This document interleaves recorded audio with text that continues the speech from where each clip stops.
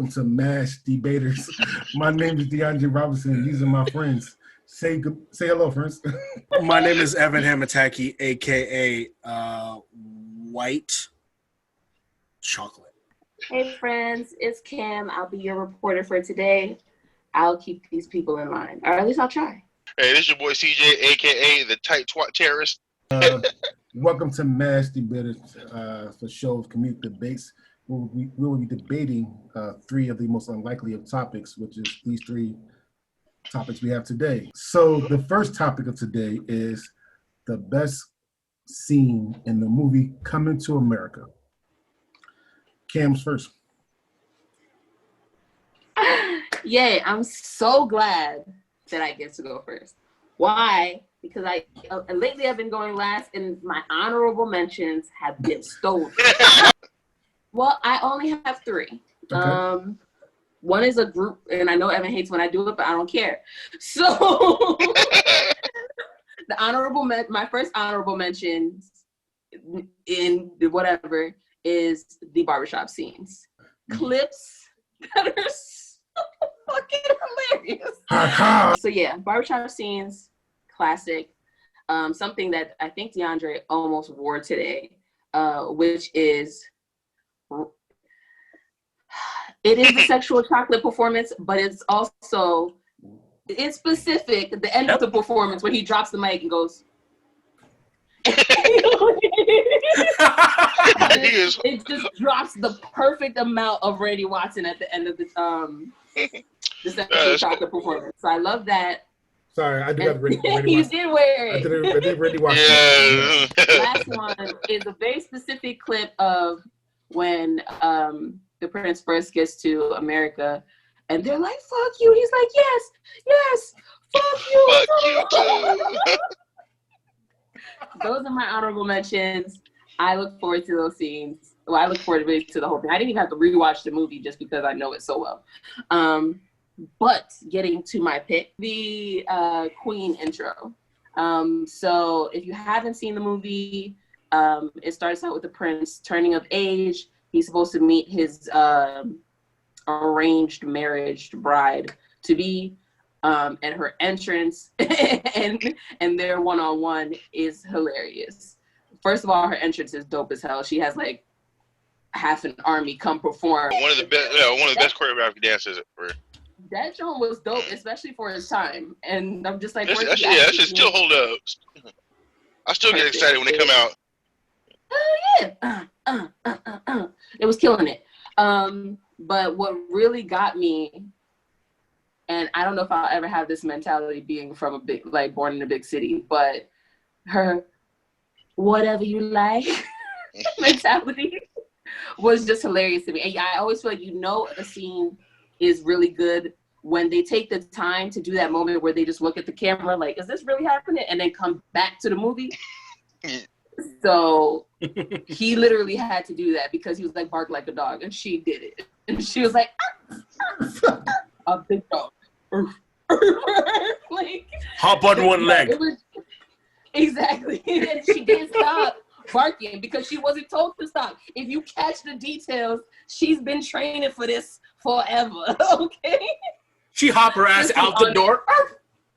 Exactly. And on top of it, if you actually seen the actor recently, she's still bad as fuck. Oh, damn, like, she's still banging. And she still can fit almost into that exact same costume or uniform. That she bad in the mug. So anyway, I love that scene. I feel like people like it, but then get caught up in all the other comedy that it kind of gets overlooked. So I had to pick this strong because it needed its attention. All right.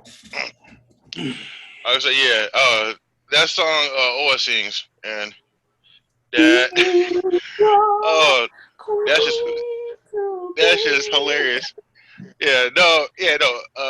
Unfortunately, the clip you played, actually the part where he goes free from infection. Exactly. Does anybody else crack every time you say that? Yeah, no, the clip you played didn't have that part. It cut out most of the songs, but like, completely. Yeah, the whole song's about her. Just being his plaything. That was kind of messed up, but the song's still hilarious. But all of this,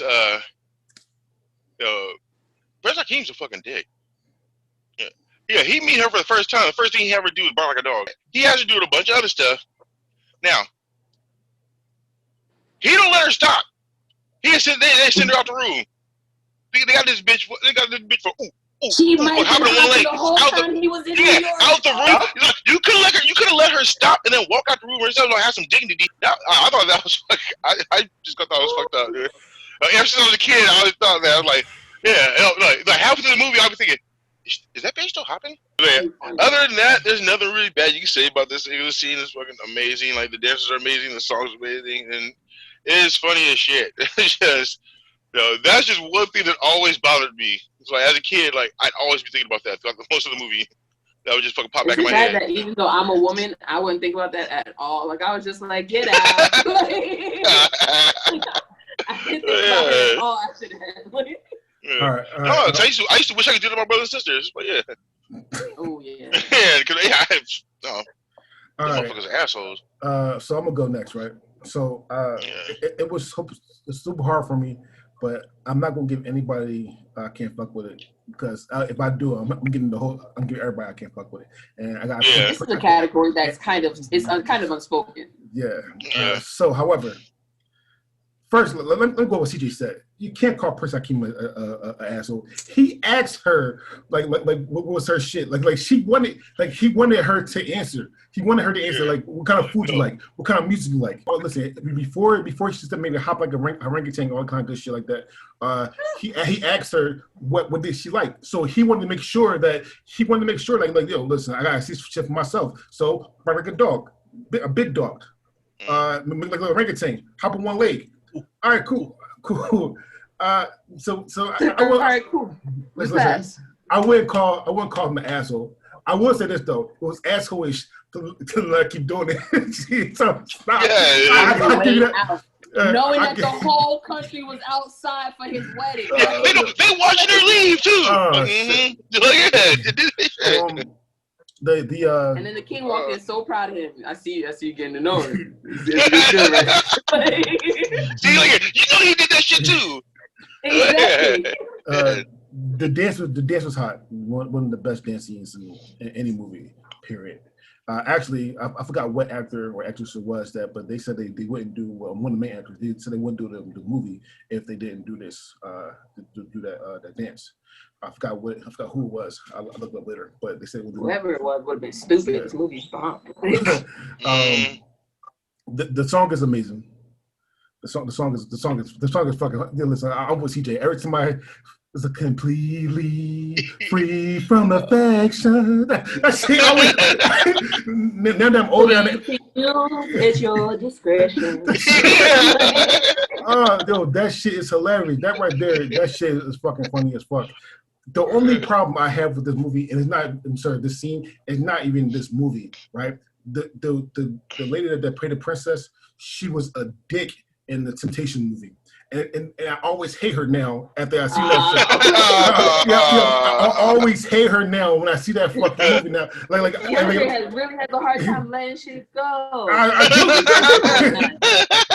Real shit. She tried to cheat the shit out of Temptations in that movie. And so every time I see her, I see that. It's like, fuck you. I feel you though. I can relate too. Y'all know some of my grudges. Usher Raymond. Fuck you. Let me just preface this by saying, my wife told me that what is the black dude's name who sings? Oha. Oha, yeah. Yes, like Oha. Like that. No, it's Oha. My wife went on record telling me that I should pick the scene just where he's singing because it was separate from Cam's scene. That's what she said, not my words. But then she also said he's a black version of me, or I'm the white version of him. Because I'm all like, all right, let's hear it. I'm just fuck no, I can't sing that well. Didn't give me way too much credit. Yeah, I know what she talking about. Yeah, he could blow. And then went right back to normal. It didn't happen. Right? No. With the mean face. I don't know why you do that. Yeah, I'd be all out of breath. Like, Jesus. There's no way I can blow like that. The main thing I have with this scene and with this movie in general, because It happens almost every time he's on the screen. I'm pissed off that James Earl Jones doesn't go, damn it, I'm your father at some point in time in the movie. Because this is after Darth Vader says, I'm your father. So. But it's coming to and before Lion King, Hey. I'm just saying. This is a good scene. Do not get me wrong. It's a fucking fantastic dance. The performance were lit as fuck. Yeah, Eddie Murphy bark like a dog. Bigger dog. It's a good like start to the movie. It gets you high, but like I definitely want to see what this bitch was up to. Like I need a Coming to America 1.5, and it's just her journey from that moment until Coming to America 2. Like, does she get married? Does she have kids? Is she still hopping up and down like a dog? Yeah. Did she spend her whole life for not being good enough? She spent her whole life preparing for Prince Hakeem, and they got stuck with Semi. I got a whole different tangent. That's a valid point. I got a whole different tangent on that snitch Semi. So, well, not the snitch. Hey, he called daddy. We are out of money. We need money. All of a sudden, daddy's here. He's like, he opens the door. Shuts it. I know. All of us are probably first world privileged right now. So I don't want to hear going from living in a castle or like in first a kingdom. World privileged, but he came to this country with like $400,000. Yo, you been in New York? Is 400,000 too much to ask for? Should I ask for $1 million? Why not two? And on top of it, they went during the cold season. You don't know what it's like in Queens, New York back in the day. Anyways, I heard stories. I don't want to go to New York in the winter. I heard too many stories. Yeah, my homeboy was like sitting up in his apartment, looking down at the store, just sad because he wanted a pack of cigarettes and can't go out in the snow.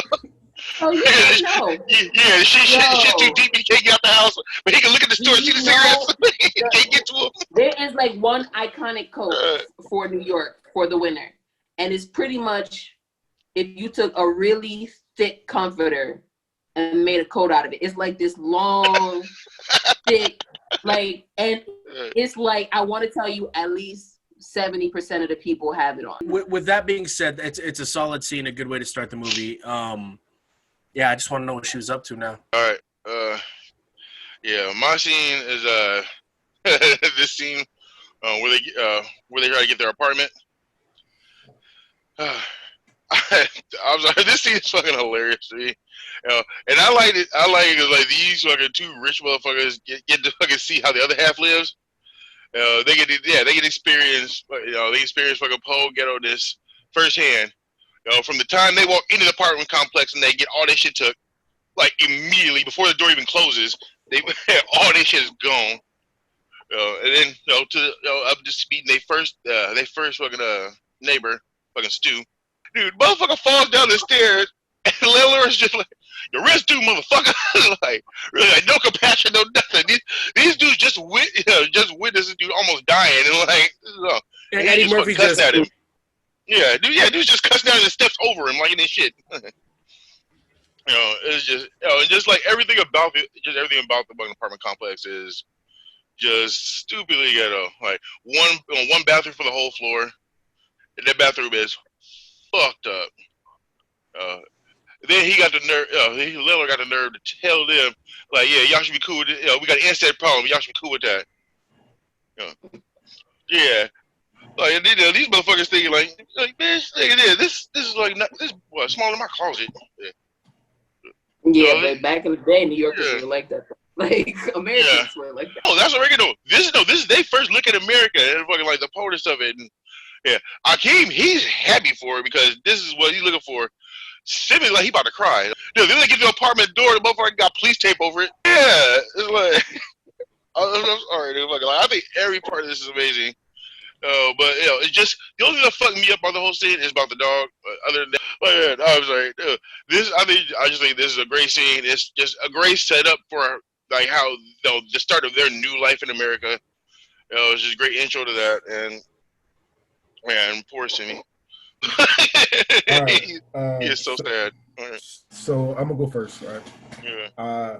First things first. I told a couple people that we were doing this topic, and they said you should pick out who you think, like which person on here you think most resembles the person on Coming to America.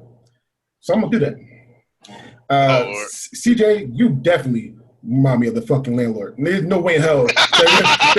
There's no way in hell that I can say anybody else. Like real shit. I thought about it like, yo, listen, that's CJ. I can see that. I can definitely see that. Cam, you're the sister. For some reason, I see the sister in you. Ew. I do. No. I swear One to who God. ends up with Oh Prince no! Semi? I do. He just called me. Oh no! Yeah, for real. Patrice. Yeah, she opportunistic hoe though. Evan, no offense, but I'd rather be one of them flower girls than this shit. No. Hold World up. You about to play the race card. I'm the only white motherfucker in this movie, aren't I?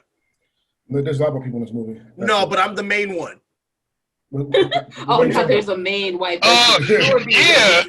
Louis Anderson, the dude up in the fucking Fuck you. You're right. Fuck you. I didn't even say that.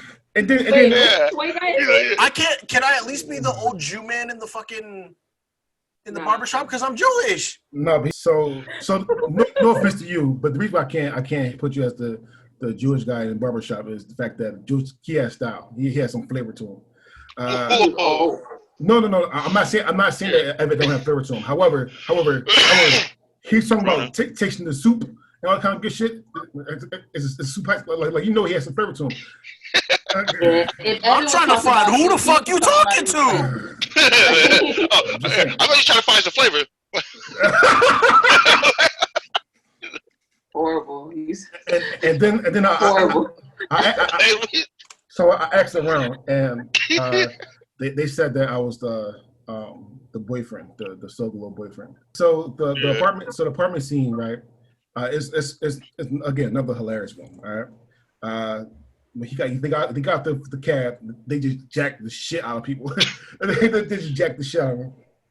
I know it's not part of the apartment scene. I know it's not really part of the apartment scene, but the first barbershop part was fucking hilarious. You must be out of your goddamn mind. That shit's hilarious. Real Americans. Soon we talk about boxing. What am I? White man want to Let's stay one. All right. So yeah. So here's the thing. So I know, like, I don't know if Evan and CJ ever been to New York before, but they do have those big ass rats in New York. Probably even bigger actually in real life, because those rats are fucking huge. I've came in contact with some of these motherfucking mutant Ninja Turtle splinter rats. I was walking my grandma's dogs, my adopted grandma's dogs in Manhattan, and we went around this corner. We had all this trash and shit outside, waiting for it to get picked up. Oh my goodness, this rat had to be a fucking dog. Like, this shit was big as, that shit scared the shit out of me. I thought I was in like Teen Ninja Turtle 2 when they did the ooze and shit. They got big or big. I thought that some shit like that. That shit was big as fuck. All right. The only thing I like about this fucking scene is that, again, the landlord is an asshole, like, to everybody. Like, literally, he don't care. Like, and then so I was gonna say this, like, Coming to America, like, you really can't find like prejudice or racism in this movie, but these motherfuckers, these people, and I forgot the Soul Glow guy. I just said I was like, yo, he was so prejudiced to fucking to the Africans and shit, yo. There's a bug problem, but you motherfuckers from Africa is used to that. So, God, now I'm older.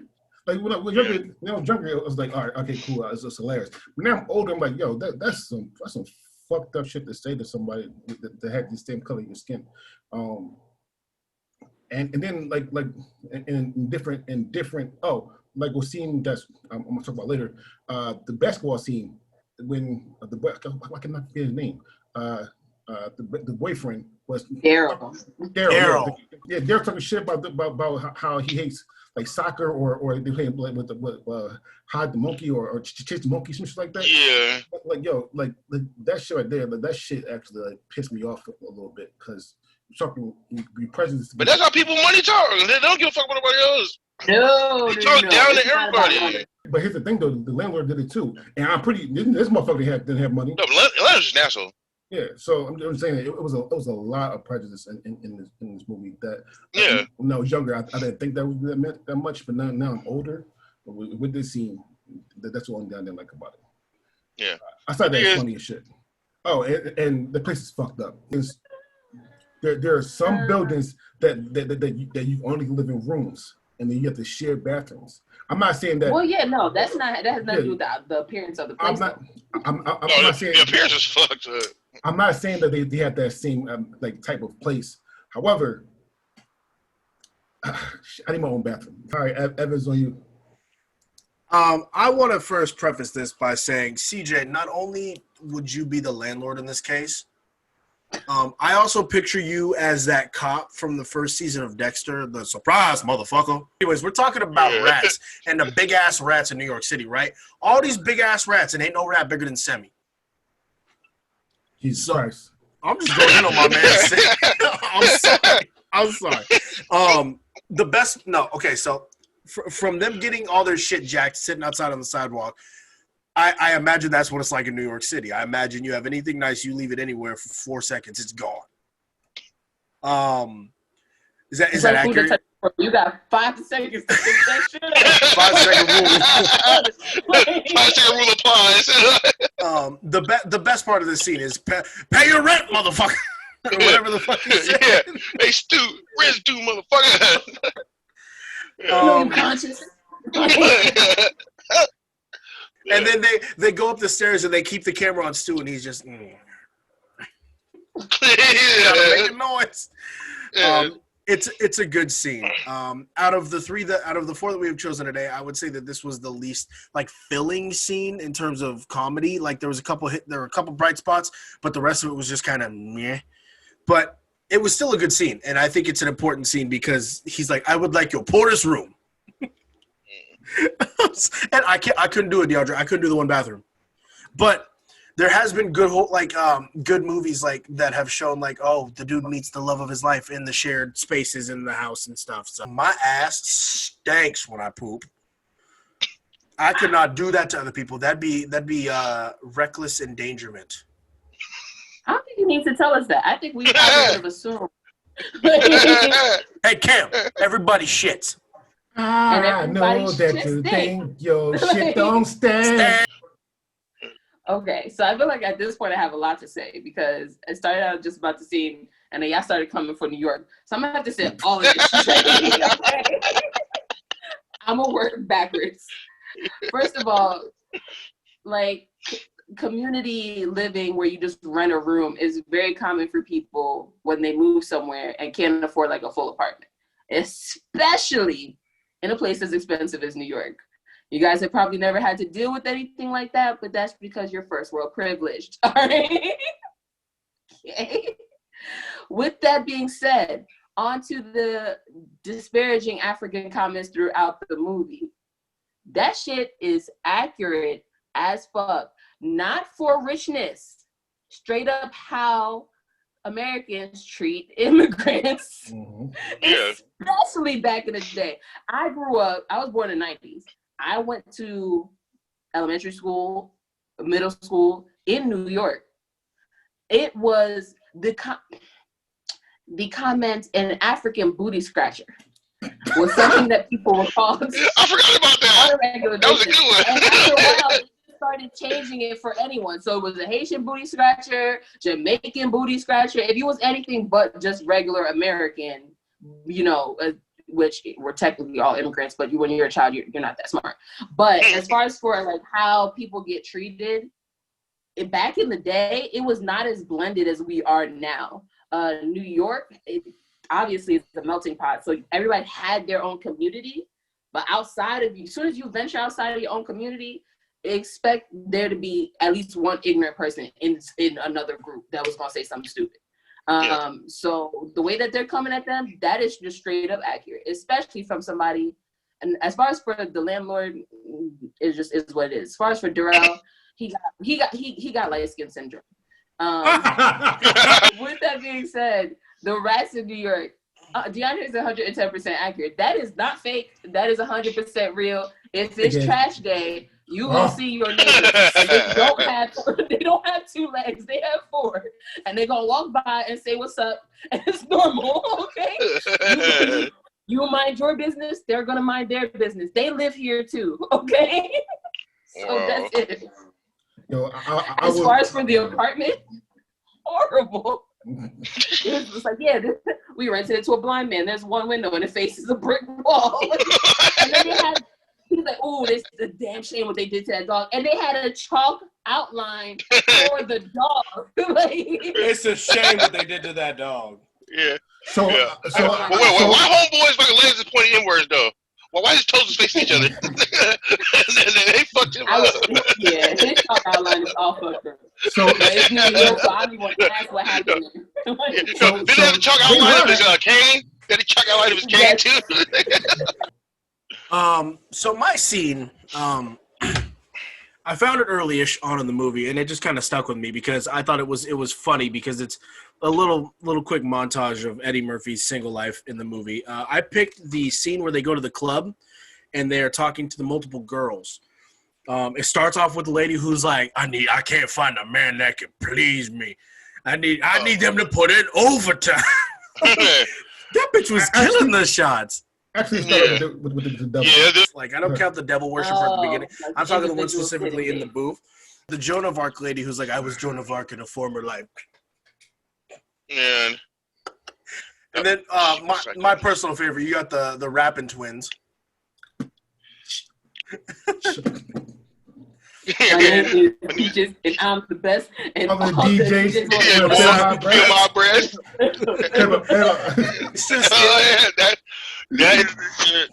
It's just it reminds me of the cast of characters you'd see at a club, and I thought that was very authentic. I was like, Eddie Murphy could go out to a club any time of the day and find all of these women. You can find them at 2 a.m. when the club is about to close. You can find them at 1 p.m. when they open. It's the same group of people just sitting there like, hey. And that old lady from the beginning where she's pounding shots, she's been pounding shots since 3 o'clock yesterday. It'd be hard out here when you super gangster, okay? She was gangster. That double XL. Some men can go an hour, some can go an hour and a half. I need my man to put in overtime. Or the lady who was like, the lady who was like, I'm into group stuff, and Semi goes, and it was like, yeah. I was too. I was like, oh, that's I about it. Not with that rat though. Yeah, she was fine too. Yeah, she was all about it. She had some big ass titties and everything. It's like I was like, yeah. All right. You gotta swear your royal oats. Cam, you first. I have to go back and rewind to DeAndre talking about he got to sow his royal oats when he has royal bathers, okay? Like, that we know he never said, no, he never said he had fucked them, though. His dad said he fucked her, but he never said he fucked them. I didn't know I do. He didn't say he didn't either. He's like, I assumed you had sex with your bathers. Like, you can tell throughout the movie if they're your bather, it means they be giving you something. Like, period. Because even to the end, when it's time for Sammy to get cleaned up, she looks at him like, and you already know what's about to go down. Like, so, and Sammy was happy as shit too. So, he was just thank you, Highness. Exactly. But as far as for this club scene, I love it, to be honest. As a very eclectic person, I feel like I understood a little each and every one of them. Like, I'm just like, in a way they were. Like, I'm just like, I understand, sis. Like, because you got this overly woke spiritual person thinking she Joan of Arc. You got the hood chick that's over here rapping, especially back in the day. And their fit was clean, by the way. All right? They look like they could legit be fucking it up. Down to the straight up regular you know, like gold diggers, like if I'm dating you, you gotta have a Benz or whatever. Like they covered the span for that. I think for that time frame. We've evolved a little bit, but there's always certain categories for the most part that people fall in. Obviously, everything's a little general. Not everyone can be classified. Blah blah blah. It's 2020. We're woke. Whatever. But at the end of the day, if you really think about it, most of the time people can fall into categories, and I feel like they nailed it with this one. I just think it's funny how we're not going to mention the lady at the end. So it's on me. All right. So I like to say that this is a fantastic scene. Just like Cam said, if you ever haven't been clubbing in New York, you know damn well if you try to club for the longest period of fucking time, you will probably live in the club. New York clubs do not stop for some fucking reason. They just keep going and going and got some money. All right. So with that being said, what Cam said was true. Like it went through every last single one. Ever forgot one particular lady? Oh, I know I did. I know I did. And one particular lady who was particularly played by one Arsenio Hall. So she's still a lady. She identified. She identified the lady, so we'll call her lady. She haven't forgot one lady in this scene. All right, which made this scene hilarious. Like here's the thing: the scene was okay. It wasn't really that funny. This scene made it funny. The Arsenio Hall playing the lady saying that she said, "Sorry, but I just want to come over here because I want to tear you apart and your friend too." And Arsenio Hall, the guy spit out the drink. That shit had me dying. Yeah. You will find people, ladies that you are not really down to get with. Let's say that. And that's what happened. They didn't want to get with, but the Arsenio Hall in drag made it funny. I want to say this too. Shout out to Arsenio Hall and Eddie Murphy. For both playing like so many characters. They both played 5 characters. It took me a second to realize he was the dude in the barbershop for a split. It took me like half that first scene. He was 2 dudes in the barbershop. Eddie Murphy was. What? Yeah. I thought it was just the one. Yeah. No, he was the white dude. He was white dude. The white dude. That's Eddie Murphy. Which is why you couldn't. Shit. Yeah. That's Eddie Murphy. I mean, too. You read your losing He's right here to the last. So he played 2 people now in those barbershop scenes. And shout to Eddie Murphy, period, because there's, I want to say 3 movies that I can think of right now that he plays multiple. CJ's on you. Okay. I was say though, I absolutely love this scene. I really do. I was just say though, that first scene they go up to you like, man, she doesn't know the definition. Yeah, no, she doesn't know the definition of a secret. Like for real. You got a secret. Yeah, how you gonna say I have a secret and then immediately tell it to these motherfuckers you just met? Like you know them for 3 seconds and you immediately tell this shit. Like, all right, bitch, say no secret. No. She says you want to hear a secret, and they go. No. She says I have a secret. She said, I worship the devil. Really? Yeah, she says I have a secret. I worship the devil. Like, all right, bitch, you ain't got no secrets. You telling everybody apparently. Man. Maybe her name's Victoria. Like. Or Victor. No. I'm saying it's Victor. I'm gonna say Victor because the owner and founder of Victoria's Secret is a man, and a lot of people don't know that. So wait, what? Yeah. You didn't know that? I was one of the people. We would strap ourselves up like that. I don't shop at Victoria's Secret. My wife does not shop at Victoria's Secret. I'm not. Well, no, of course. Most women don't know. She didn't pay $35 for a bra. The only thing I can say about this scene is like I wish they would have sprinkled in like a couple of less. All right, I don't know the best way to put this. Like mentally unstable people, like a couple closer to normal. They need love too. That whole scene, kind of got to the point where like, damn, that's kind of depressing. Like there ain't shit out there. It seemed kind of hopeless. But yeah, they would have put like a couple like semi-normal people in there. It would have been as bad. It would have ruined the movie though. You can't find a possible before you. That was the whole point. No, I'm not saying impossible. I'm just saying like normal. These motherfuckers were disturbed. Don't act like men don't like the crazy women. No, Love the crazy women. So I wasn't thinking, but when I picked this, when I picked my pick, I was just ready to pick a scene, and I should have picked Randy Watson. Listen, no offense to any other scenes, including mine. Randy Watson is probably the most iconic scene in this movie because everybody know who Randy Watson is.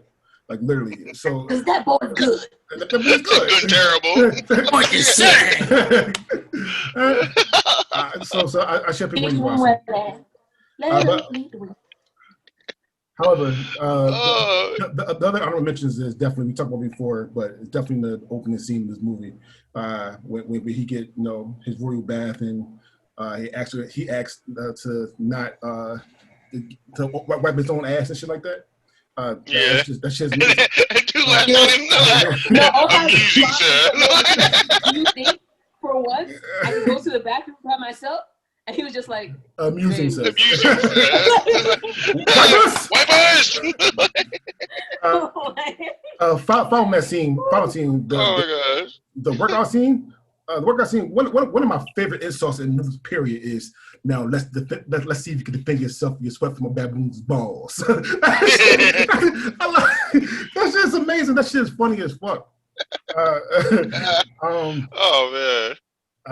But it didn't make it look like Arsenio and Eddie can fight. Skinny bird chest.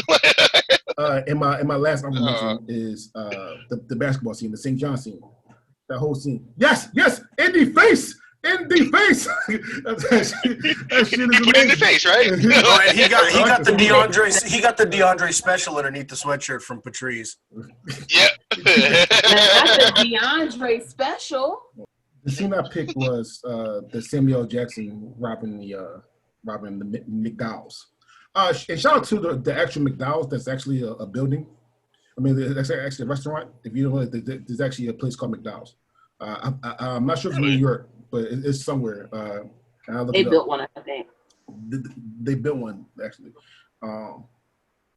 However, the Samuel Jackson scene now is hilarious to me, only because I know who Samuel Jackson is. and Samuel Jackson, like this, I think like this started the whole Samuel Jackson F word phase. All right. Yeah. He threatened everybody. He said he would shoot. Like the screaming and shit was hilarious. Daryl was a fucking a bitch. I got a coffee. A whole bitch. A whole bitch ain't nothing but a bitch. But shout out to Samuel Jackson, like even getting his ass with a mop broom. With a mop stick. Yeah, the handle. Yeah, the mop handle. He's still trying. He's still trying. He pulled the knife out. Yeah, let's go. He got his back blown in half, but still, he was still trying to do that. So listen, shout out to that. Shout out to that scene. Like the main reason why I love this scene is because of the Samuel Jackson cameo. Oh yeah, and shout out to the other cameos in this movie as well. Cuba Gooding Jr. Yeah. What? Yeah, like so he was so young.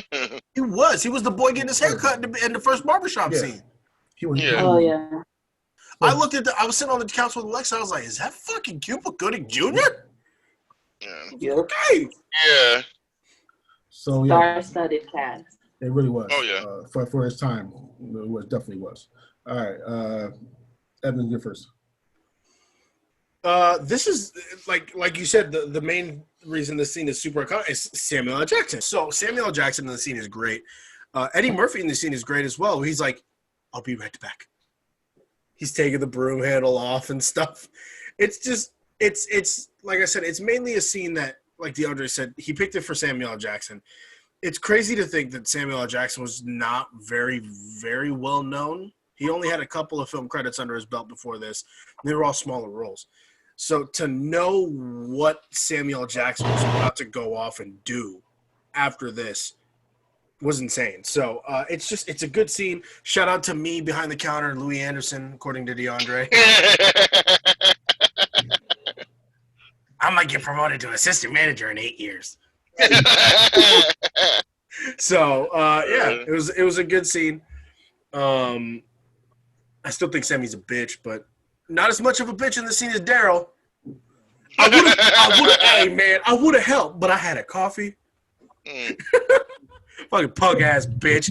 Lionel Yeah, for real. Snitchy. Lionel Snitchy. He's Lionel Snitchy now. Lionel Snitchy. Lionel I feel like you Snitchy. prepared all of these for this discussion. Like I feel like you were like writing all of these. Like, Yeah. Ooh, that's a good one. No, a funny scene. Samuel Jackson steals it. I definitely think how Daryl reacts is just on point for Daryl. And like I said, Semi's a rat. So wow. I mean, like Semi had his moment in the scene though.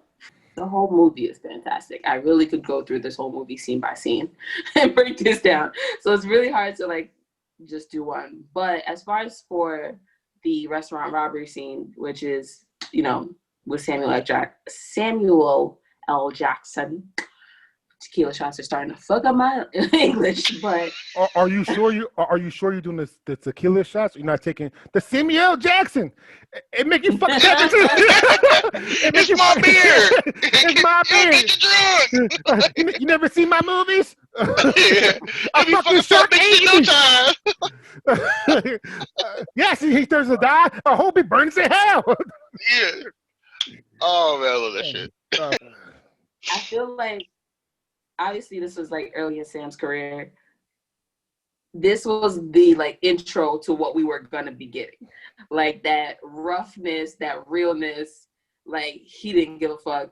And I felt like it was very reflective of what you probably are going to get from a New York robber.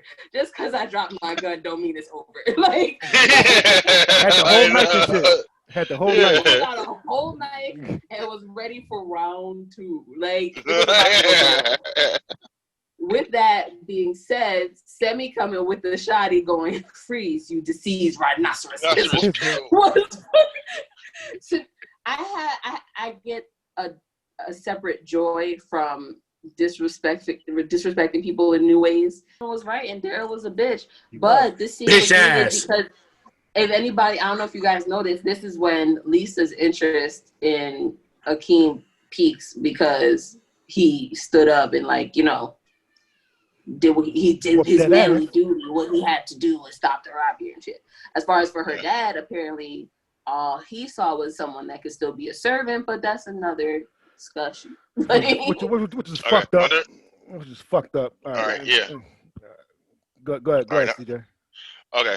See, I was going to say all that, fuckers. All right. Like, you know, I don't really think this is that great of a scene. It's an all right scene. It's just great. It's elevated because Samuel L. Jackson. Other than that, it's just a necessary scene because it's just necessary. Because it's like, yeah, she's, her interest in Akeem peaks there. Also, fucking, yeah, she gets in good with the dad. Like this, so the scene is completely necessary for the story to move along. Other than that, yeah, if that wasn't the case, like you could have taken the scene out and it wouldn't really matter that much. But it's just I really didn't think this scene was all that great. And then there's just like this one part in the scene that always kind of got to me. And what part is that? It's like when he's fucking he's fucking got the shotgun and he's like pointing around to everybody and he starts fucking yelling at the kid. That. Yeah. Well, we don't no. We don't actually know if he yelled at the kid. Nah, he just yelled, and the kid was right there. Okay, so here's the thing. I see what you're talking about, where he turns around, he says, "Anybody moves, I'll blow your fucking head off." Mm-hmm. It does a shot of the kid, it does a shot of Daryl, and then it goes back to him. Daryl. So it's kind of just like they just gave you individual shots of the people scared in the restaurant, and then they did two and went back to it. So I still like the fucking fact that he's yelling with a fucking shotgun during the show the kid. Well, he's robbing somebody. No, I completely understand. He's robbing somebody. When they do the wide they ain't have to do that. there's no kid. They ain't have to do that. Near him. He's a whole robbing story. We were supposed to be quiet. We rob a store. Ooh, I forgot the old day shoes was so ugly. Jesus. Anyway, Jesus Christ. So I see your point. Like it immediately he turns around and then it shoots like a close up of a kid, but it doesn't look like the kid is anywhere near him really. Yeah. They had to bring the kid in it. That was something that was unnecessary. Right. That's something I didn't like about. Hey, We're talking about the I scene. understand. That's something I didn't like about the scene. It was something that's unnecessary in the scene. You can take it out, As and the someone movie who is was in still the exactly the armed same. forces, I can completely understand why this is a no-go for you. Okay. Yeah. With that being said, Yeah, too, it's a fraction of a second they could have taken out, and the movie would have still been amazing. It had nothing to do with the movie. well, I feel like they did that just to see how scared people were. With that being said, too, about this scene, why did Anderson take so long putting money in the bag? Like this, He's fat. this looks like it's thinking like one not. And he was missing the bag. I was like, you bag shit all day. Oh my As god! many times they got robbed, he should be on point with that. Cam, can you rank yours, please? My scene first because I really do love that scene. So hard. So Queen intro scene first, hotel scene second, Sam Jackson robbery third, club scene fourth. All right, Sorry, Evan. CJ, which one you? All right, I would all right, apartment complex scene first, Cam scene second, the club scene third, and Samuel fourth. All right, I'm gonna go. I'm actually going to pick the arranged marriage first. It's just amazing. Okay, then I'm going to go Samuel L. Jackson, and then I'm going to go to club scene, and then I'm going to go to apartment. Yeah, man. I am going to put the arranged marriage scene first. I think it's the first real introduction to the comedy in the movie. And then I'm going to pick the club scene second because it's my motherfucking pick. I'm going to pick Samuel L. Jackson's motherfucker third. And then I'll go with the apartment complex last.